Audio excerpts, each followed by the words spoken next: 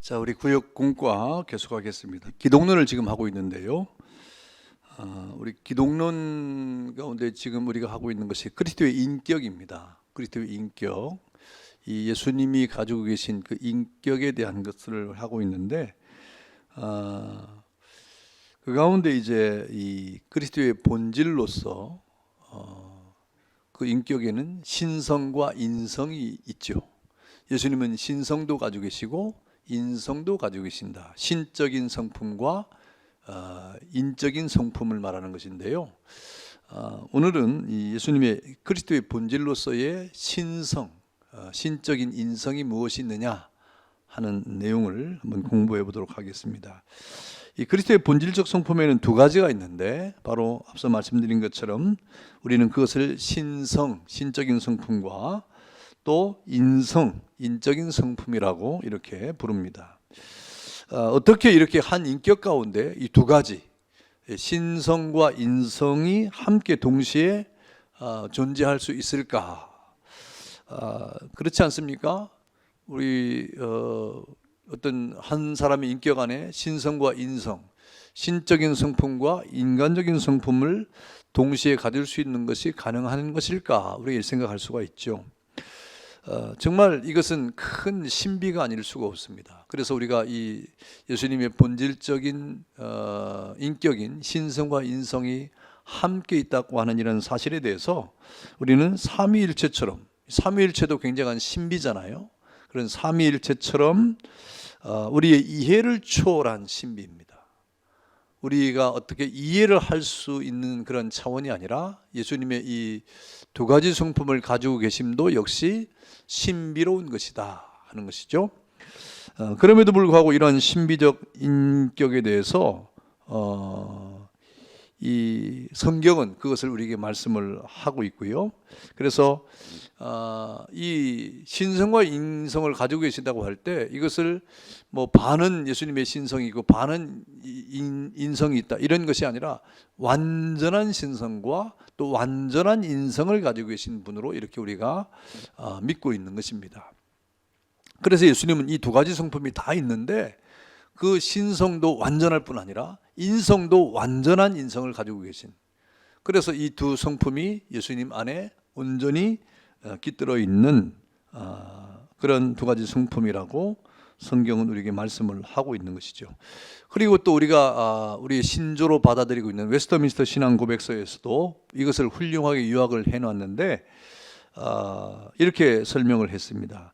두 가지 전적으로 완전하며 구별이 있는 본성, 즉 신성과 인성이 분리되지 않고 한 인격체 안에 연합되었으나 변화 또는 화합되거나 혼동되지 않는다 그랬습니다. 그러니까 인성과 신성은 뚜렷하게 구분이 되는데 이것이 함께 있지만 그것이 혼합되거나 연합되지 않고 뚜렷이 구분된 가운데 혼동되지 아니하고 그 인격체 안에 연합되어 있다, 이렇게 설명을 하고 있는 것이죠.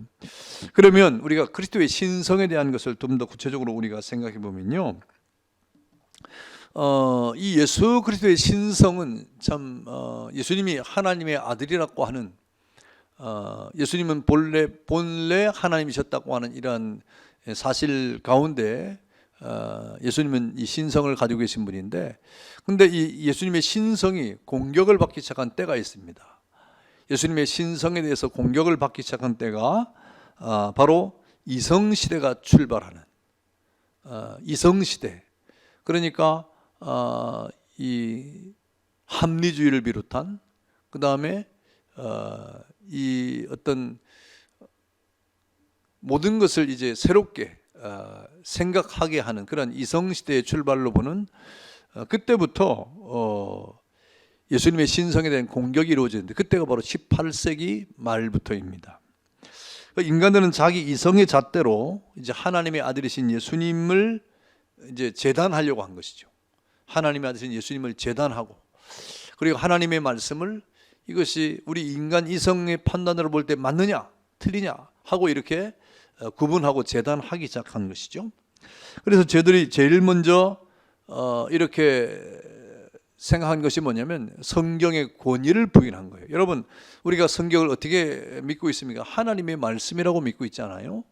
성경은 하나님의 말씀이에요.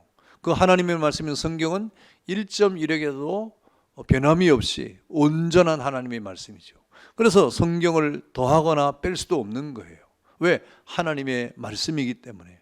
이 하나님의 말씀은 사람들의 기록이 아니라 하나님께서 이 하나님의 이 감동을 통해서 성령의 감동으로 기록된 그런 말씀 아닙니까?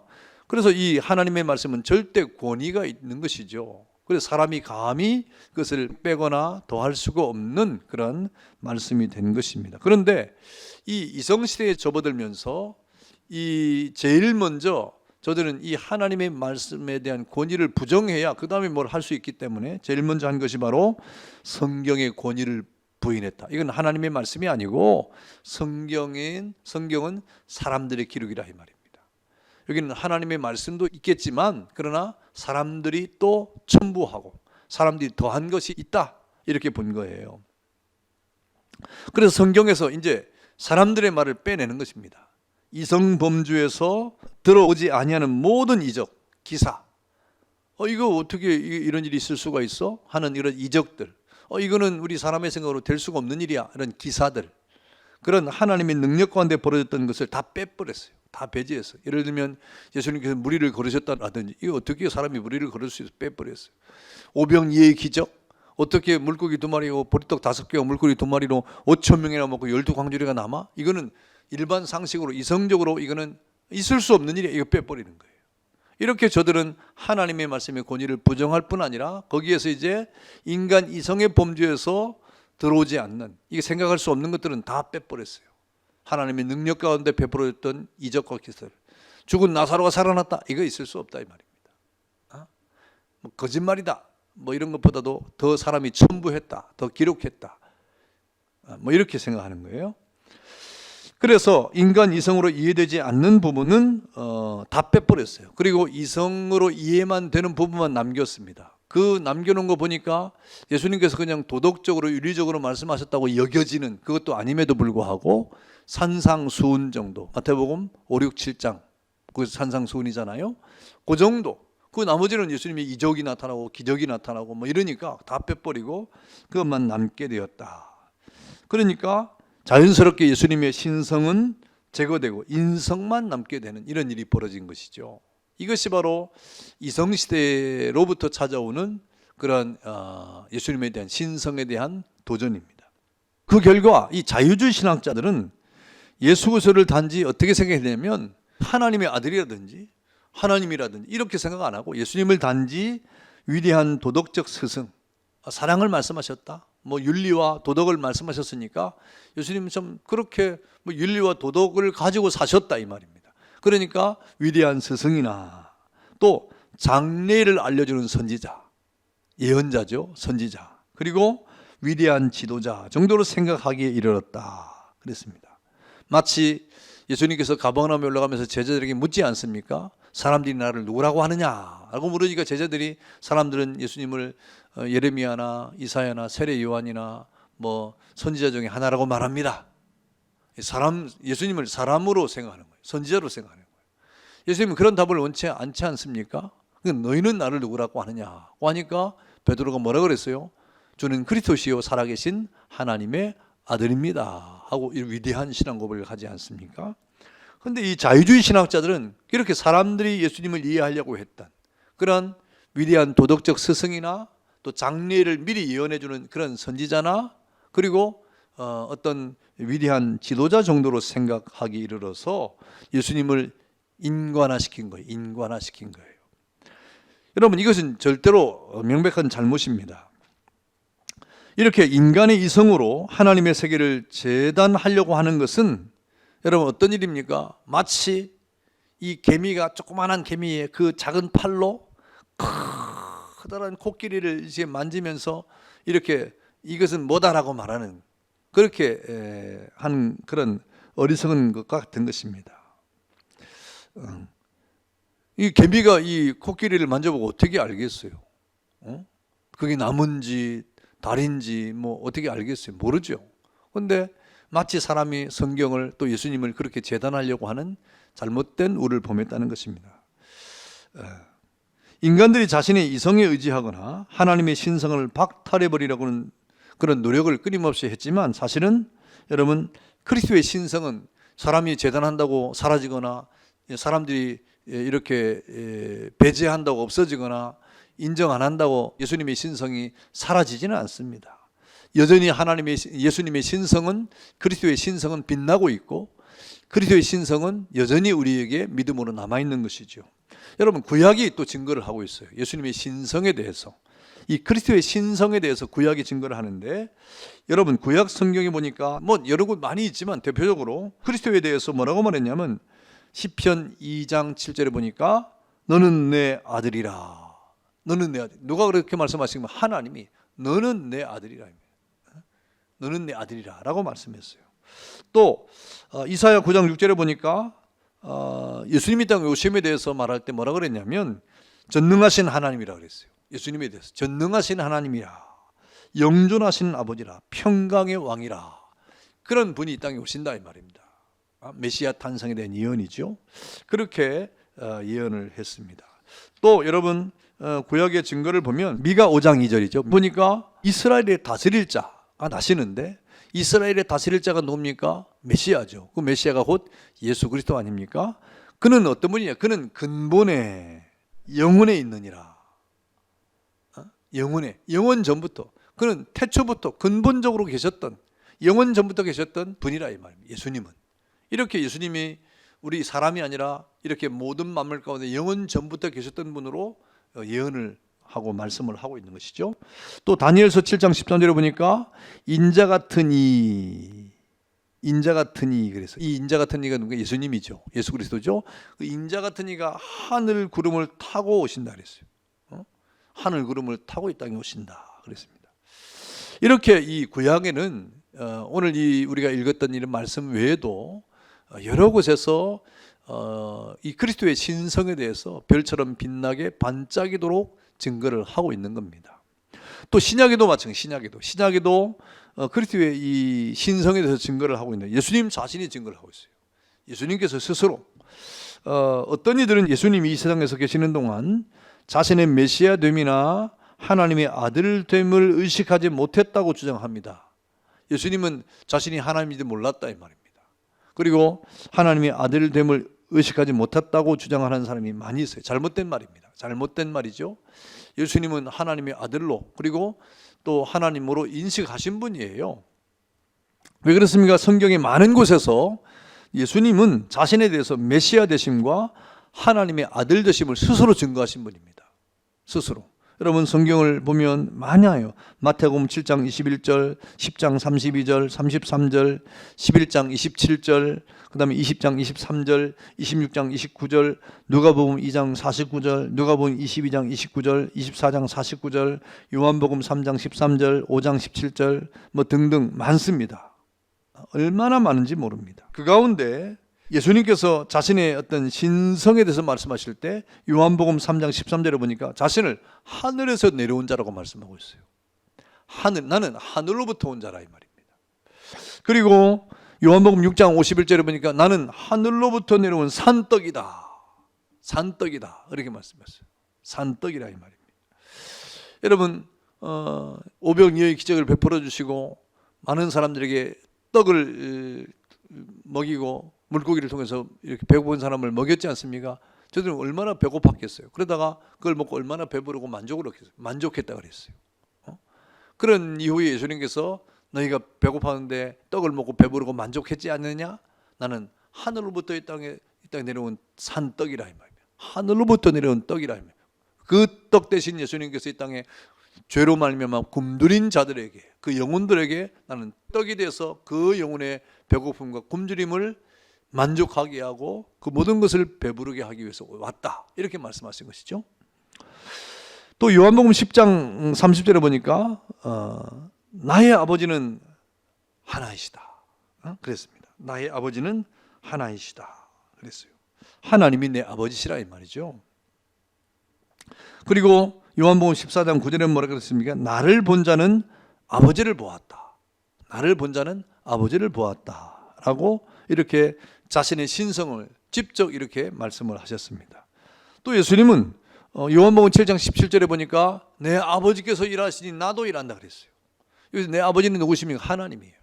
내 아버지 하나님이 일하시니까 나도 지금 일한다 이 말입니다. 안식일에 이 논쟁을 할 때 예수님께서 이렇게 말씀하지 않습니까? 또 여러분 요한복음 17장 4절과 5절에 보니까 아버지께서 내게 하라고 주신 일은 내가 이루어 아버지를 이 세상에서 영화롭게 하여 싸우니. 이 예수님이 기도예요. 예수님께서 선지자적 기도를 하시면서 아버지께서 내게 하라고 하신 일은 아버지 영광을 위해서 이렇게 했다 이 말입니다. 그리고 아버지여, 창세전에 내가 아버지와 함께 가졌던 영화로서 지금도 아버지와 함께 나를 영화롭게 하옵소서. 예수님은 창세전에 하나님과 함께 있었답니다. 그 영화로우신 하나님의 영화로 나를 영화롭게 해달라고 예수님께서 이 마지막 겟세마네 동산에 십자가를 지기 전에 선지자적 기도를 통하여 이렇게 말씀하고 있는 거예요. 이렇게 예수님은 스스로 자신의 신성을 증거하신 분입니다.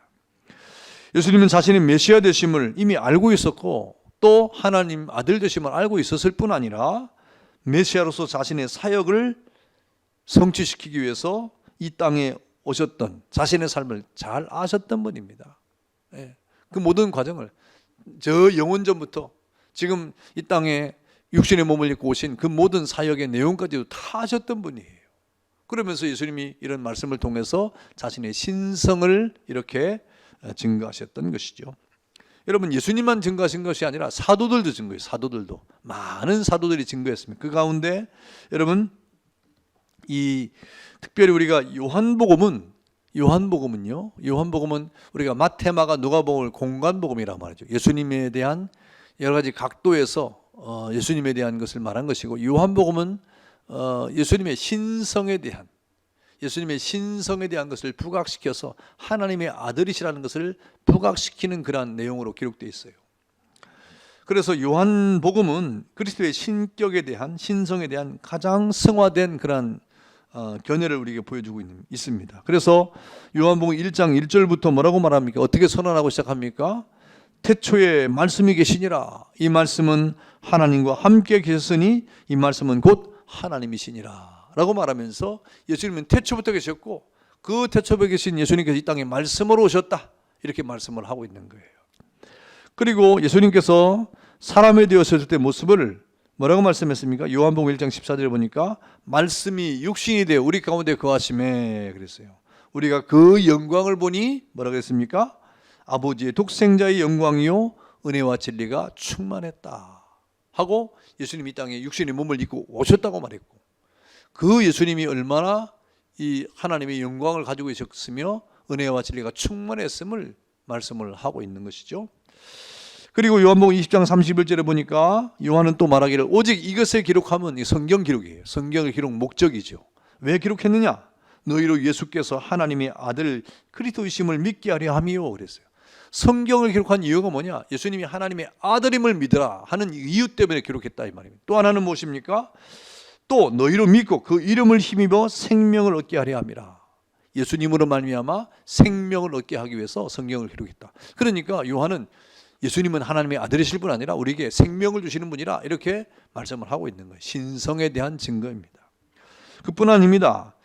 이 요한은 철저하게 이렇게 하나님의 아들 되심을 증거했고, 또 바울도 그랬어요. 바울도 예수님의 신성에 대한 증거를 했는데, 로마서 9장 5절에 보니까 저는 만물 위에 계셔서 세세의 찬양을 받으실 하나님의 아들이시다 그랬어요. 예수님은 모든 만물이 뛰어나신 분이라 이 말입니다. 그래서 세세토록 찬양을 받으실 분이다 그랬어요. 여러분, 세세토록 찬양을 받으실 분이 인간입니까? 아니죠. 하나님이시죠. 또 히브리서 1장 3절에 보니까 뭐라 그랬습니까? 이는 하나님의 영광의 광채시요, 예수님에 대해서 그 본체의 형상이시라 그의 능력의 말씀으로 만물을 붙드시며 죄를 정결하게 하시는 일을 하시고 높은 곳에 계신 지극히 크신 이의 우편에 앉으셨다. 예수님에 대해서 그렇게 말씀했어요. 이 히브리서 1장 3절을 통해서 예수님은 지금 하나님 보좌 우편에 앉아 계신다 이 말입니다. 모든 것을 다 이루신 다음에 그랬습니다. 그 다음에 또 여러분, 우리가 잘 아는 대로 앞서 말씀드린 것처럼 베드로가 저 가이사랴 빌립보를 가는 그 길에서 주님의 질문을 받고 뭐라고 대답합니까? 주는 그리스도시요 살아계신 하나님의 아들이십니다. 이렇게 고백을 했습니다. 이렇게 예수님의 신성에 대한 이 사도들의 증거가 이렇게 나타나죠. 성경의 구약과 신약과 이 사도들의 이 증거들이 얼마나 많이 있는지 모릅니다. 그런데 이 18세기 말부터 이 자유주의 신학자들은 예수님의 신성에 대한 도전을 하면서 성경의 권위를 부정하고 예수님의 신성에 대한 모든 기록들을 다 제거해버리면서 마치 예수님은 신이 아니고 인간인 것처럼, 인간의 존경받을 만한, 그래서 여러분 설교를 듣거나 또 어떤 강의를 듣거나 할 때 예수님을 그저 인간적인 존경을 받을 만한 사람, 인간적으로 굉장히 도덕적인 우리의 지도자, 뭐 우리가 따라갈 만한 사랑이 많은 분, 이 정도로만 얘기하는 것은 우리가 경계를 해야 됩니다. 예수님은 하나님의 아들이시죠. 우리의 구원자시죠. 모든 만물을 심판하실 재림주시죠. 이런 분명한 복음을 전하지 않으면 안 되는 것입니다. 그래서 우리가 그리스도의 신성에 대한 그런 공부를 하는 것이죠. 자, 우리 내용 연구 보겠습니다. 자, 1번, 내용 연구 1번입니다. 그리스도의 본질적인 성품 두 가지를 말해 보시오 그랬습니다. 예. 우리가 그리스도의 본질에는 두 가지 성품이 있다고 말했죠. 뭐죠? 예, 신성과 인성. 신적인 성품과 인적인 성품 두 가지가 있죠. 2번입니다. 이 그리스도의 이 본질에 대한 다음 설명 좀 맞는 것을 모두 고르십시오 그랬습니다. 1번, 그리스도의 본질적인 성품에는 두 가지가 있는데 우리는 그것을 신성과 인성이라고 부른다. 예, 맞죠? 예. 그다음에 2번, 그리스도께서 한 인격 안에 동시에 신성과 인성을 함께 가진다는 것은 삼위일체와 같이 우리의 이해를 초월한 신비이지만 성경이 말씀하는 진리이다. 예, 이 초월한 신비지만 성경이 우리에게 말씀하고 있는 진리죠. 맞습니다. 3번, 한 인격 안에 신성과 인성이 있다는 말은 반은 신이고 반은 인간이라는 말이다. 그럴까요? 그렇지 않죠? 여러분, 온전한 신성과 완전한 신성과 완전한 인성을 가지고 계신 분이기 때문에 뭐 반신 반인이 아니고 온전한 신이고 온전한 인간이시죠. 예. 그러니까 3번은 예, 맞지 않습니다. 4번, 그리스도께서 한 인격 안에 신성과 인성을 가졌다는 말은 그리스도는 완전한 신이시며 완전한 인간이라는 말이다. 예, 정확한 설명이 되겠습니다. 4번. 그래서 정답은 1번, 2번, 4번이 되겠습니다. 3번, 다음 중에서 그리스도의 신성에 대한 자유주의 신학자들의 견해를 모두 고르십시오. 이 자유주의 신학자들의 견해니까 잘못된 견해인 것이죠. 그리스도의 신성에 대한 잘못된 견해인 것입니다. 1번, 예수 그리스도의 신성이 공격을 받기 시작한 것은 이성의 시대가 출범한 18세기 말부터였다. 이 맞죠? 예, 18세기 말부터 공격받기 시작했죠. 자유주의 신학자들은 먼저 성경의 권위를 부인하고 성경에서 이성의 범주 안에 들어오지 아니하는 모든 이적과 기사들을 다 제해버렸다. 예, 그랬습니다. 먼저 성경의 권위를 부정하고 그리고 이성적 범주 안에 들어오지 않는 것들은 다 빼버렸죠. 예. 3번, 자유주의 신학자들은 예수 그리스도를 하나님의 아들로 인정했다? 인정하지 않았죠. 예, 인간으로 우리가 본받을 만한 도덕적인 그 정도의 뭐 이런 따라갈 지도자 정도로 인정을 한 것입니다. 하나님의 아들로 인정하지 않았죠. 4번, 성경에서 인간 이성의 범주 안에 들어오지 아니하는 모든 이적과 기사를 다 제어버리면 결국 남는 것은 그리스도의 신성이다. 다 맞는 말인데 마지막이 틀렸어요. 결국 남는 것은 그리스도의 신성이 아니라 인성이지요. 그래서 틀렸습니다. 5번, 자유주의 신학자들은 예수 그리스도를 단지 위대한 도덕적 스승이나 장래를 알려주는 선지자 또는 위대한 지도자 정도로 생각했다. 예, 맞습니다. 그래서 정답은 자유주의 신학자들의 견해는 1번, 2번, 5번이 되겠습니다. 자, 다음 4번. 구약 성경은 그리스도의 신성에 대해서 어떻게 말씀하고 있습니까? 구약의 증거죠. 시편 2편 7절은 뭐라 그랬습니까? 너는 내 아들이라. 너는 내 아들이라. 하나님이 하신 말씀이죠. 또 이사야 9장 6절은 뭐라겠습니까? 전능하신 하나님이라, 영존하신 아버지라, 평강의 왕이라 할 것입니다. 누구에 대해서 말한 겁니까? 예수 그리스도에 대해서 말한 거죠. 또 미가서 5장 2절은 뭐라 그랬어요? 이스라엘의 다스릴 자, 곧 그리스도인데 그는 어떤 분입니까? 바로 근본은 상구의 영혼에 있느니라 그랬습니다. 다니엘 7장 13절은 뭐라 그랬어요? 인자 같은 이 그리스도죠. 인자 같은 이가 하늘 구름을 타고 와서 그랬습니다. 이렇게 구약이 예수님의 신성을 증거했다는 것입니다. 자, 5번. 다음은 그리스도의 신성에 대한 예수님 자신의 증거입니다. 틀린 것을 두 가지만 고르십시오. 그랬어요. 틀린 거 두 가지가 있다는 거예요. 여러분 어떤 게 틀렸을까요? 땅에서 올라온 자. 땅에서 올라온 자는 계시록에 나오는 이거는 세상 권력 그리고 적그리스도를 말하는 거니까 이게 틀렸죠. 예, 1번이 틀렸고요. 나를 본 자는 아버지를 보았다. 예, 그렇습니다. 예. 또 하늘로서 내려온 떡이다. 그런 말씀하시죠. 나와 어머니는 하나라고 하지 않고 나와 아버지는 하나이시다. 그랬고요. 하늘에서 내려온 자라 그랬습니다. 그러니까 1번과 4번이 되겠습니다. 자, 6번. 예수 그리스도의 신성에 대해 사도들은 어떻게 증거했습니까? 그래서 우리 사도 요한과 사도 바울과 사도 베드로의 증언을 보면 사도 요한은 요한복음 1장 1절에 뭐라 그랬어요? 태초에 말씀이 계시니라. 이 말씀이 하나님과 함께 계셨으니 이 말씀은 곧 하나님이시니라 이렇게 말했고요. 요한복음 1장 14절에는 말씀이 육신이 되어서 우리 가운데 거하심에 우리가 그 영광을 보니 아버지 독생자의 영광이요 은혜와 진리가 충만하더라 그랬습니다. 또 요한복음 1장 30절에 보니까 성경 기록의 목적이죠. 왜 그렇게 했느냐? 예수께서 하나님의 아들 그리스도심을 믿게 하기 위해서 또는 너희로 믿고 그 이름을 힘입어 생명을 얻게 하려 함이라 그랬습니다. 예, 이렇게 사도 요한은 예수님이 하나님의 아들이심을 신성을 아주 명백하게 증거했습니다. 또 사도 바울은 어떻게 했습니까? 로마서 9장 5절에 보니까 그는 만물 위에 계셔서 찬양을 받으실 하나님이시라 그랬습니다. 예. 또 히브리서 1장 3절에는 이는 하나님의 영광의 광채시요 그 본체의 형상이시라 그의 능력의 말씀으로 만물을 붙드시며 죄를 정결하게 하는 일을 하시고 높은 곳에 계신 지극히 크신 이의 우편에 앉으셨느니라 그랬어요. 예수님에 대한 신성을 지금 강조하고 있는 것입니다.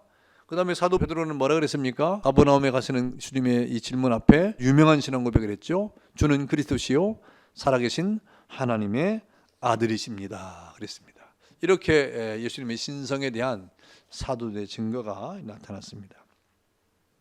그래서 예수님의 신성은 18세기 말부터 지금까지 계속되고 있는 자유주의 신학자들의 그러한 어떤 공격과는 전혀 다르게 성경이 이렇게 빛나는 별처럼 예수님을 증거하고 있고 또 예수님 자신도 예수님의 신성에 대한 증거를 하고 있고 또 사도들도 이렇게 예수님의 신성에 대한 것을 증거하고 있다 하는 것입니다. 그러니까 저들이 아무리 예수님의 신성을 이성적 범주 안에 놓고 이건 아닌데 우리 사람들이 생각할 때 우리 이성적 판단으로 이것은 아닌데 이렇게 말할 수밖에 없겠지만 그런 말들로 예수님의 신성이 없어지거나 또 신성이 줄어들거나 그 신성이 사라지는 않습니다. 그럴수록 더 예수님의 신성은 빛나고 예수님의 신성은 더 별처럼 우리에게 다가오게 된다 하는 것을 우리가 깨닫고요.